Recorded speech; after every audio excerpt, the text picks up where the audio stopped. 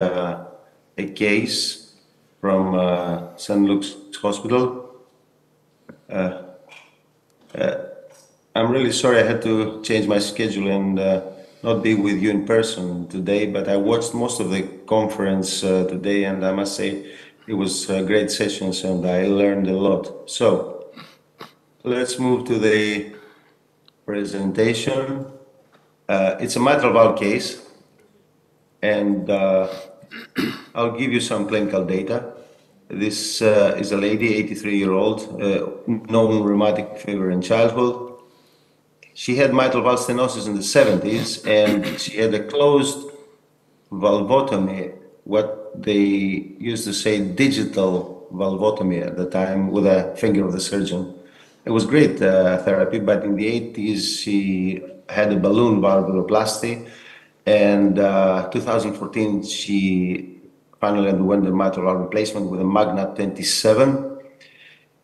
She did fine for a number of years, and she was admitted in St. Luke's Hospital with acute pulmonary edema a couple of months ago due to severe stenosis of the prosthetic valve. She was intubated, she developed atrial fibrillation and deteriorated her renal function while in CCU. This is the TOE, and you appreciate the dysfunction of the mitral valve prosthesis, both in 2D and 3D images. And the Doppler confirmed severe mitral stenosis with an orifice of 0.8.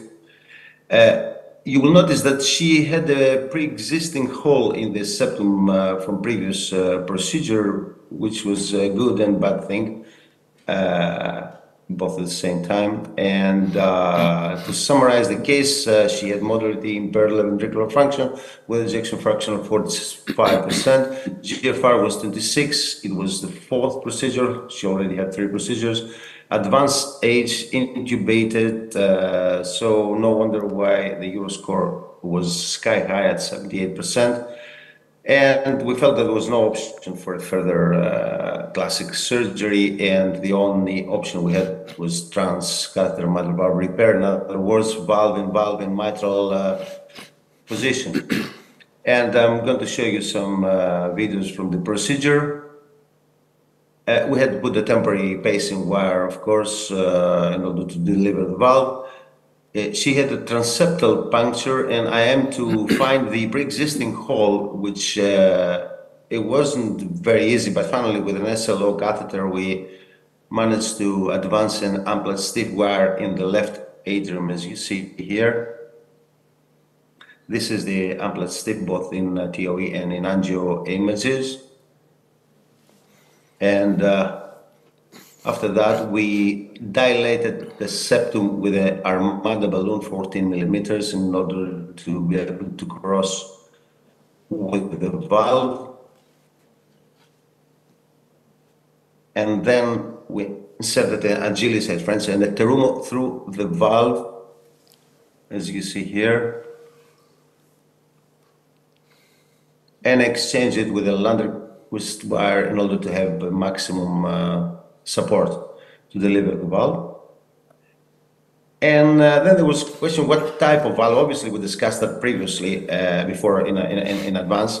And I'm showing you this to really show that the measurements from 2D and 3D TOE are not really accurate. We had a measurement of 2.1 and 3D 2.9 on 2D echo. So we based our decision on the CT scan plus the relevant application from Minneapolis, which I'm showing it to you.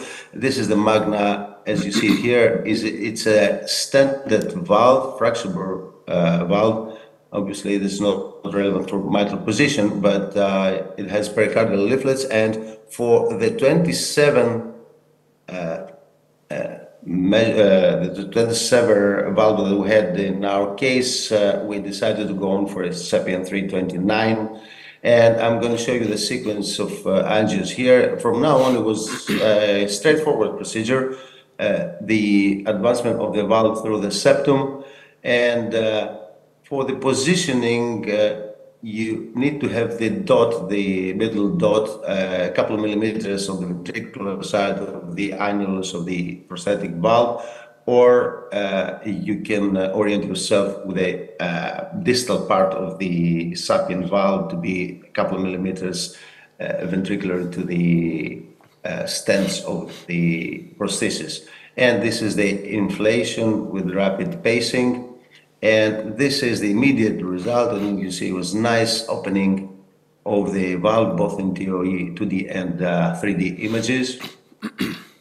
Here in another view, and there was no mitral regurgitation. This wave was from the wire, you can see here, and also the 3D color, which shows absence of mitral regurgitation, and with the angiogram, we had to do an angiogram just to check the coronaries, and the coronaries were fine. So the patient recovered quickly. She was extubated next day, remained in hospital for 7 days. She had an atelectasis and respiratory infection, but she recovered and she's discharged in good general condition. And now it's 1.5 months post the procedure, and she's doing fine. So to conclude, I think the mitral valve is an excellent therapy for mitral valve prosthesis, bioprosthesis. Of course, we don't see too many of those because the surgeons obviously tend to put mechanical valves in mitral position, but nevertheless, this is supported by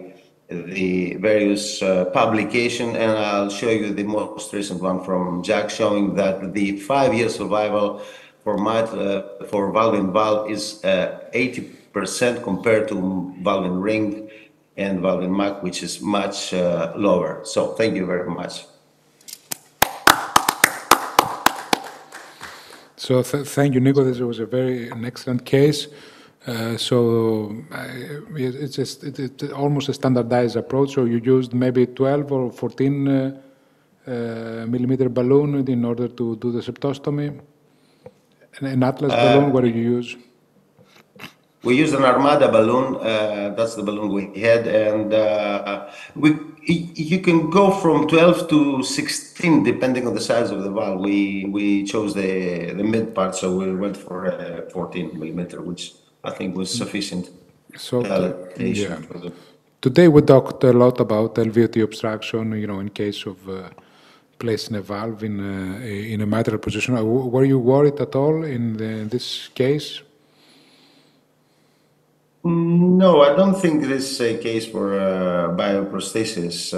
Obviously, the angio, we check the outflow, but with the prosthetic valves, I don't think that the outflow tract obstruction is really an issue. Exactly, because the anterior mitral lift is not there. So good. Adonis, do you have a question? Yes, when the excellent case, fantastic result. When you worry about the ASD, when you worry about it, in which cases? This is a good question because we discussed that, and we were worried a bit where might had a desaturation after the procedure, but and we had some devices available in the cath lab in case we needed to close it. But the oxygenation was fine, and she extubated nicely. So we decided not to close this hole, which obviously was pre-existing. Maybe we made it a little bit bigger, but I don't think it was of clinical relevance again. Good, excellent. George, any comment? Well, it's a nice opportunity to review this data that you presented about the outcome of these interventions when we have the rings. So when we have prosthesis, bioprosthesis in the mitral valve, it's an ideal way to deal with them, in contrast with the MAC and the rings. Yeah, good. So thank you, Nico. Have a good night, and thank you for contributing in this conference.